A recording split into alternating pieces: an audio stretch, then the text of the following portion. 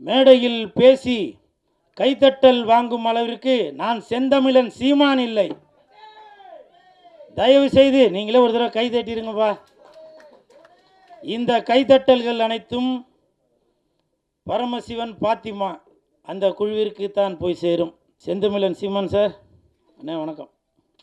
பரமசிவன் கழுத்தில் இருக்கும் பாம்பு கேட்டது சீமான் சௌக்கியமா, இருக்கும் இடத்தில் இருந்து கொண்டால் எல்லாம் சௌக்கியமே இசக்கி சொன்னது. அதில் இல்ல, இதில் அர்த்தம் உள்ளது. சார், நம்ம படத்திற்கு இசை வெளியீட்டு விழாவுக்கு யார் சிறப்பு விருந்தினராக வருது அப்படின்னு அப்போது இயக்குனர் சொன்னாங்க, 2 சிறப்பு விருந்தினர் வராங்க, ஒன்று சீமான், இன்னொன்று கூல் சுரேஷ் அப்படின்னு சொன்னாங்க.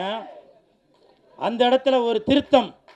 என்ன திருத்தம்னா, சிறப்பு விருந்தினர் என்றால் அது சீமான், சிரிப்பு விருந்தினர் என்றால் அது கூல் சுரேஷ். அது மட்டும் இல்லை, நான் எதுக்கு சீமான் அண்ணனை இந்த இடத்துல ஏதோ ஜால்ரா போட்டு ஏதோ பெருமையாக பேசுகிறார் போல் அப்படின்னு சில பேர் நினைக்கலாம். கமெண்ட்டில் சில பேர் கூட அந்த மாதிரி கமெண்ட் பண்ணிகிட்ருக்கீங்க. அதுக்கு ஒரு உதாரணம் சொல்கிறேன். இந்த பரமசிவன் பாத்திமா அந்த படத்திற்கு உண்மையிலேயே தகுதியான ஒரு மனிதர் என்றால் அது செந்தமிழன் சீமான் அண்ணன் மட்டும்தான்.